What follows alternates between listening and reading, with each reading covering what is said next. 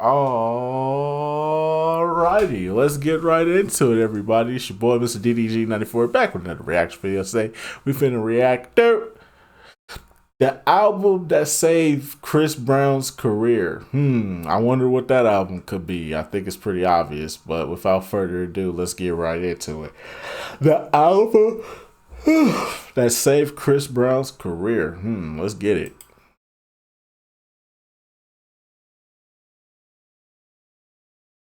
Chris Brown, born in Virginia May 5th, 1989, was born for superstardom since birth, developing his talent in a church choir and competing in local talent shows.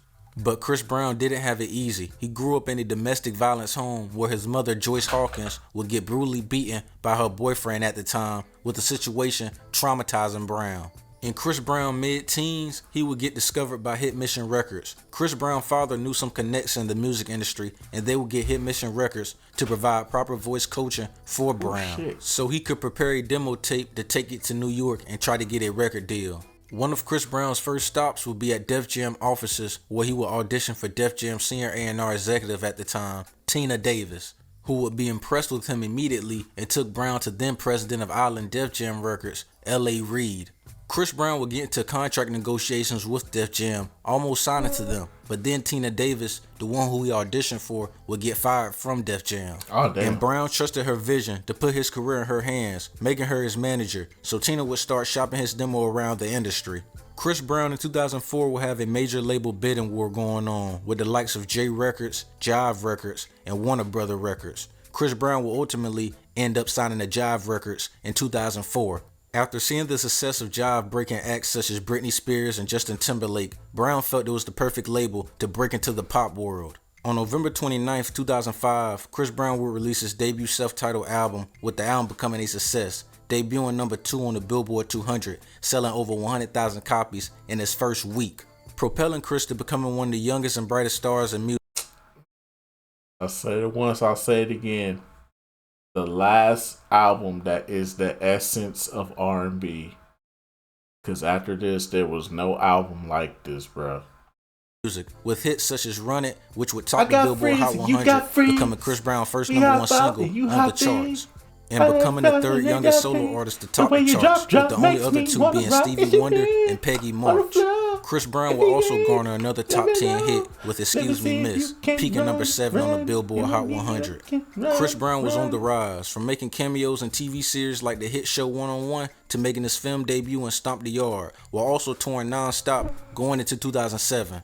Building the momentum to get ready to drop his second solo album titled Exclusive, dropping the singles Kiss Kiss featuring T-Pain, which would top the Billboard Hot 100, peaking number 1. Kiss Kiss would become Chris Brown's second #1 single after Run It, but Chris Brown would take things to even another level when he would release his third single titled With You, peaking number 2 on the Billboard Hot 100. With You would become one of the biggest selling singles of that year, bringing Chris Brown to a different stratosphere, making the album Exclusive reach platinum status, debuting number 4 on the Billboard 200. With Chris Brown's career going well, his love life would start looking promising as well when he would start dating rising star Rihanna, who he would fall deeply in love with. With Rihanna at that time beginning to become a household name herself, with hits such as Umbrella and Take a Bow. The two would hit it off instantly, making headlines, with Chris Brown even singing at Rihanna's 21st birthday and reportedly ending the performance with a kiss.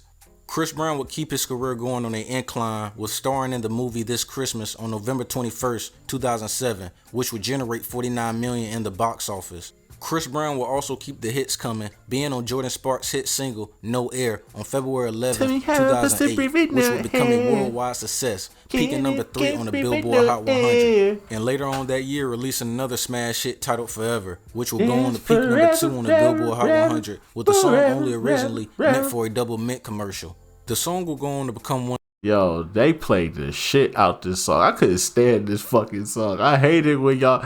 Oh, I hated this song because y'all nigga. I couldn't stand this fucking song. Then the double mint commercial didn't make it no fucking better because now the shit became a commercial. I was tired of this song, bruh. The radio, TV, commercials. It's like, dog, for the love of God, please. No. No. Please. Shit was getting on my nerves, bruh. I can't tell y'all, bruh. I was about to have a fucking meltdown if I heard this goddamn song one more fucking time, dog. Where's that?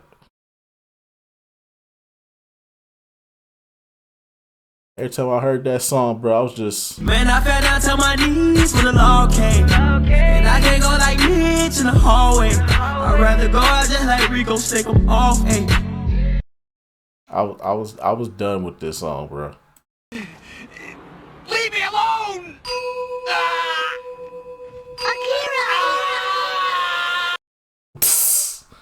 Like, please stop playing this goddamn song. One of the biggest hits of his career. Chris Brown at that time was a top 5 artist in the music industry, dropping hit after hit, and then this would happen. The affidavit says that you try to force her, identify the report as Robin F., try to force her out of the car. I mean, you must have some memories of the night. This could help people who might be in the same kind of position. Yeah, but I feel like, as far as like for her privacy, and I respect her enough and respect her privacy as well as mine, not to let people know or not to let people know what went on and what went down. Why do you think you were violent? I don't want to go into that. But what do you think, without telling me what she said, you said, I understand that's your privacy, you don't have to say it. What do you think caused you to be violent? Chris Brown would get into a heated altercation with Rihanna after a Grammy party. And allegedly, what would cause the argument was that Chris Brown had revealed to Rihanna he was having a romantic affair with his assistant. According to Chris Brown, Rihanna would start hitting him and scratching him while he was driving his Lamborghini, with Chris restraining her at first, not hitting her. But according to Chris Brown, he would accidentally strike her in the face off instinct once she grabbed his crotch and squeezed it, which would lead to a full-fledged fight while Chris Brown is driving. At that point, yeah, at that point, all bets are off at that point. You gonna grab my dick while I'm driving, and then you gonna squeeze that motherfucker? I ain't saying he should have hit her, but I ain't saying he should have hit her, but you gonna grab my dick now?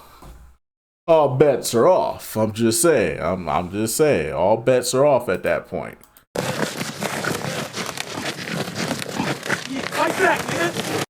Grabbing the dick is pure violation, ladies. I'm sorry. That's just pure violation. I'm not saying he should have did it. It ain't right. As you can see with the picture right here, it ain't right. But at the same time, we gotta call a spade a spade. You touching a sensitive area. You twisting my dick. You are squeezing and literally twisting my dick. All bets are off. You hitting y'all don't understand. Women don't understand how sensitive this area is. Like, y'all think this shit just because it get hard, y'all think it's just like, no, this shit is sensitive. This shit hurts. The slightest bump in that area. Like, nigga, I could have just swing my arms and accidentally hit myself in the dick. I'll be on the ground screaming in pain. Ladies, y'all have to understand. Our private area is very sensitive. It will make a man ball up and cry. It is that sensitive. So if you gonna sit up here and grab and twist and squeeze my all bets are off. I'm just saying, it's a sensitive area. It's a sensitive area. The pain alone will make a nigga do shit like this. Okay? All bets are off. I'm not saying he should have did it, but I understand. With after the fight, TMZ leaking the infamous pictures of Rihanna soon after the incident, making this the biggest story of 2009. But in the background for about a year in the relationship, things with Chris Brown and Rihanna wasn't all that what it was hyped up to be. Before the 2009 incident, things had already gotten physical and dark between the two due to infidelity issues and being two stars in their own right and having the world at their fingertips. The 2009 incident was just a straw that broke the camel's back. This incident would set back Chris Brown's career greatly, with brands like Milk, Double Mint, and Wrigley dropping their endorsement deals with him. 2009 will overall just be a bad year for Chris Brown. He would try to get his music career back on track, releasing I Can Transform Ya on September 29th, 2000. Trash. This shit was trash. I will never in my life. No. If you ever play this song on your, if I give you the aux cord and the first song you play is this, I'm snatching the aux cord and I'm taking your phone and I'm throwing your phone out the window on some Rihanna shit, for real. Like, you want to play that bullshit? Go get out my car. Don't ever play this fucking song around me. 2009, it would become a top 40 hit, but many would speculate it only charted so high because how overwhelmingly it was pushed on radio and video countdown shows. Chris Brown would release Graffiti a couple months later on December 8th, 2009. It would sell a little bit over 100,000 copies in its first week, debuting number 7 on the Billboard 200, with the album being a commercial failure compared to his previous albums. This album, I think it's safe to say this album right here, bruh. Hear me good, nigga. I'm here to double down. That shit is a 2-pack of ass. The fuck are you talking about? That shit stinks. John in Tennessee, go ahead. What you want to say? That shit is fucking trash, dog. Get the fuck off the airwaves. Oh, come on, man. I think it's safe to say Graffiti is the worst album he ever put out. Like I said, even though it's understandable because he was going through a lot at this time, but brother, it was best to just take a break at this point in time. Take a break, fix yourself up, try to figure out how you can rebrand yourself and come back with the bangers, bro. Because this wasn't it at all. It was clear Chris Brown was painted as the villain by the media and fans, with over half his fan base being women. Females felt Chris Brown, even if he was sincerely sorry, he rushed too quick to release music, especially in the same year the assault happened. Made it seem he wasn't genuine about how sorry he was about his actions. After the album not performing well, Chris Brown would fall into a deep depression, from his friends turning on him to his fans turning on him. He took a time back to reflect on his life and contemplated, did he really still even want to make music? In 2010, Chris Brown would befriend Tyga. After meeting him a couple times, the two would become close friends quickly, with them having similar interests. Tyga at that time wasn't a big artist at all, having a minor buzz in California and a developmental deal with Young Money Records. Tyga would give Chris Brown a new motivation and a new style to himself when Chris was down and out, motivating Chris Brown to not feel sorry for himself and to get back to being a young Michael Jackson. Yeah, Chris is like, he just like me though. We think alike, you know what I'm saying? And at the end of the day, you gotta think, like, Chris went through a point to where, like, to the point to where he didn't even want to do music anymore. You know what I'm saying? Because people was bashing him so much. You know what I'm saying? Like, in the situation he went through. And I didn't judge him. You know what I'm saying? Like, I still looked at him like, yo, you Chris Brown, you Mike Jack. You know what I'm saying? You gotta make music. You know what I'm saying? But he wasn't, like, really motivated to do that. I flew out to Virginia. I stayed at his crib for like 2 months and we recorded a whole mixtape. That's when we recorded Deuces, all that. You know what I'm saying? So like I was with him at that point to where like people wasn't like really with him like that. You know what I mean? But I was just like, who cares what people think? You got the gift. Like a lot of us in this generation, a lot of people that never gonna have. With the help of Tyga, Chris Brown would start implementing hip-hop instrumentation into his music more and start building his fan base from the ground up. Releasing a series of mixtapes with the In My Zone series and releasing a life-changing Fan of a Fan joint mixtape with Tyga, which would take off and lead a whole culture of kids wearing snapbacks and skinny jeans while being young, wild, and free, with Chris Brown audience growing from just females to a mixture of dudes rocking with. See, this is the thing about the snapback era when it first came out. If you had the tag still on your snapback, come here. No, come here. Take that shit off your goddamn hat, man. Fuck, you still got the tag on for, bruh. Take that shit off, nigga. The fuck is wrong with you, man? Why you still got the tag on your hat? Take it off, man. With him now. With hits from the mixtape like I Ain't Thinking About You featuring Bow Wow to the Grammy-winning single Deuces featuring Tyga and Kevin McCall. becoming a hit in the summer of 2010, with the critics and fans labeling this as Chris Brown comeback moment, peaking number 14 on the Billboard Hot 100 and number 1 on the US Hot R&B Hip Hop Songs charts. In 2010, at the BET Awards, Chris Brown would do a tribute performance to Michael Jackson, which had passed a year prior. Chris Brown would perform Michael Jackson's Man in the Mirror, which was so appropriate to the things that was going on in his life at that time. Chris Brown would break down in front of the whole world, and to me it felt like he was cleansing his soul, not just with dealing with Michael Jackson's death, but also with the song resonating so much with him. Chris Brown would build on this performance and go on a crazy run going into 2011, which would be Chris Brown's career-defining year in my opinion, by first releasing his second single to his album titled Look at Me Now, featuring Busta Rhymes and Lil Wayne, becoming one of the biggest selling singles of that year, peaking number 6 on the Billboard Hot 100, being his highest charting single since Forever back in 2008. The song will get praised for its fast tempo melodic type feel, with Busta Rhymes and Lil Wayne putting the icing on the cake with their fast witty rhyme patterns solidifying the song.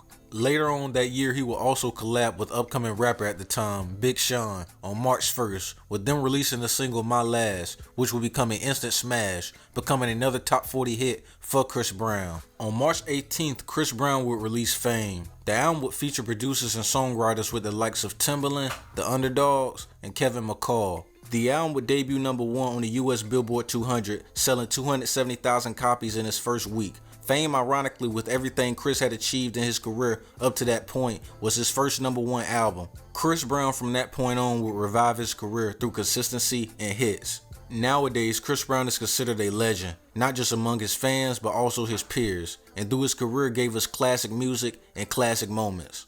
Until next time, luxury intent. Most definitely, man. Most definitely. Hey, man, Chris Brown deserved it, man. Most definitely, man. He came back with a banger, though, but I gotta do it. I gotta play a song off this album. I have to. I don't care. Get mad. Be like, don't do this again for us, please. No. Yes. We have to do it. We must. It's only right. We only 17 minutes in. It's not an hour-long video. But I have to play my song on here. One of my favorite songs on here. Not a Freaky Frog song, just one of them songs that I fuck with heavy, bro. I fuck with heavy if I can find this on here. Not the Freaky Frog songs. I know everybody love the Freaky Frog songs, but I gotta play my song, bro. I got to, bro.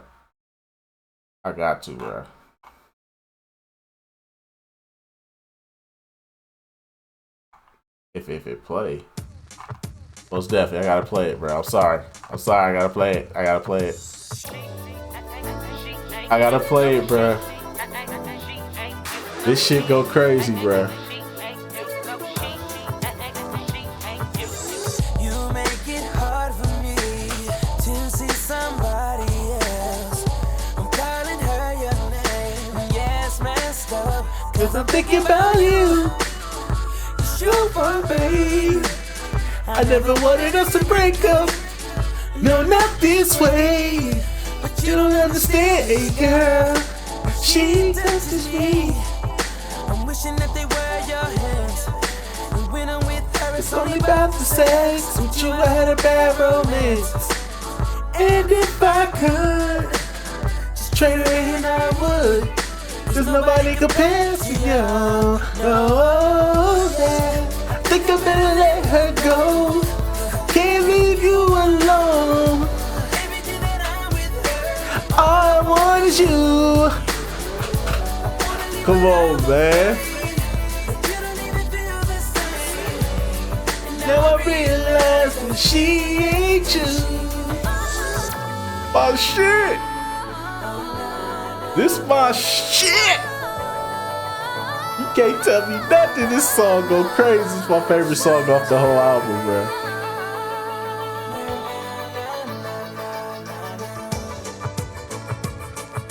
She, no, she ain't you.